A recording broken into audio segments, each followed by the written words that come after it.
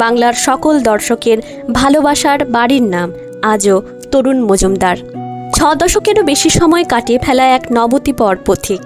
আজকের আলোচনায় থাকছেন তরুণ মজুমদার। সঙ্গে থাকুন। বাংলাদেশের বগুড়াতে থাকতেন তরুণ মজুমদার। জন্ম 1931 সাল। কিন্তু তার জন্ম তারিখ কবে সেটা তিনি নিজেও কোনোদিন খোলসা করে বলেননি। বলতেন, আগেকার দিনে কে আর এত ছেলে মেয়ের জন্মদিন মনে রাখত। তার ডাকনাম তনু। তনু নামে যে তিনি টালিগঞ্জ পাড়ার বিখ্যাত মানুষ হয়ে যাবেন কে জানত। বগুড়া ছিল মুসলিম প্রধান অঞ্চল, কিন্তু জাতিগত ভেদাভেদ তার মনে কোনো দিন জায়গা করেনি। ভিডিওটি পছন্দ হলে একটি লাইক করবেন। পাড়ার মুসলিম অভিভাবকদের কোলে পিঠে চড়েই ছোট্ট তনু মানুষ হয়, কারণ বাবা বীরেন্দ্র মজুমদার ও পরিবারের বাকি পুরুষ অভিভাবকরা ছিলেন স্বাধীনতা সংগ্রামী। তরুণ মজুমদার ছেলেবেলার বেশিরভাগ সময়টাই দেখেছেন বাবা কাকাদের জেলে বন্দি থাকতে। তাঁর জ্যাঠামশাইকে তো জেলেই হত্যা করা হয়। মা, এক ভাই আর কজন দূর সম্পর্কের কাকারা বিশাল বাড়িতে থাকতেন। আবার স্কুলের বেশিরভাগ শিক্ষকই ছিলেন মুসলমান। অঙ্ক করাতেন জসিমউদ্দিন সাহেব। তিনি সবসময় শ্বেত শুভ্র ধুতি পাঞ্জাবি পরতেন। এই পোশাকই আজীবন তরুণ মজুমদারের নিজের পোশাকে প্রভাব ফেলেছে। তাঁর সাদা ধুতি পাঞ্জাবি পরার অভ্যাস জসিমউদ্দিন স্যারকে দেখেই। বগুড়ার এই গ্রাম ছিল যেন হিন্দু মুসলিম মিলন তীর্থ।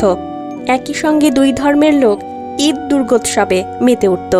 ঠিক যেমন তরুণ মজুমদারের প্রতিটি ছবিতে বাঙালির উৎসব চিত্র ভীষণভাবে প্রভাব ফেলেছে। তরুণ মজুমদারের চরিত্র গঠন করতে ওই অঞ্চলের আরও 2টি স্থানের প্রভাব ছিল, ভারতী লাইব্রেরি আর উত্তরা ও মেরিনা সিনেমা হল। ভারতী লাইব্রেরিতেই রবীন্দ্রনাথ, শরৎচন্দ্র, বিভূতিভূষণ, তারাশঙ্কর গুলে খান তিনি। তার পড়ার অভ্যাস তৈরি হওয়াতে তরুণবাবুর মায়ের বড় ভূমিকা ছিল। তার সাহিত্য থেকে চলচ্চিত্র তৈরির সুপ্ত ইচ্ছে এখানেই লুকিয়েছিল। আর উত্তরা ও মেরিনা সিনেমা হল দুটিতে ছবি দেখেই তাঁর ছবি বানানোর শখ তৈরি হয়। মেরিনাতে প্রথম দেখেছিলেন দেবকী বসুর বিদ্যাপতি। চার্লি চ্যাপলিন থেকে প্রমথেশ বড়ুয়ার নানা ছবি এখানেই দেখা।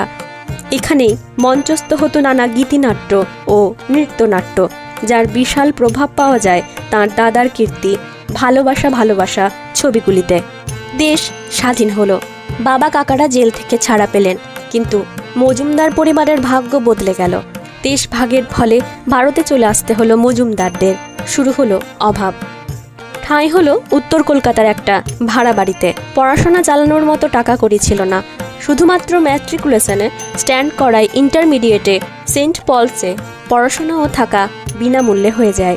ম্যাট্রিকুলেশনে 7ম স্থান অধিকার করা তরুণ মজুমদার এক সাক্ষাৎকারে বলেছিলেন, পরীক্ষায় স্ট্যান্ড করাটা কোনোদিন আমার কাছে গুরুত্বপূর্ণ ছিল না।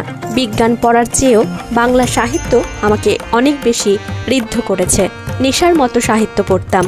ইন্টারমিডিয়েট পাশ করে স্কটিশ চার্চ কলেজে কেমিস্ট্রি অনার্স নিয়ে ভর্তি হন। কলেজে দীক্ষিত হন বামপন্থী আদর্শে।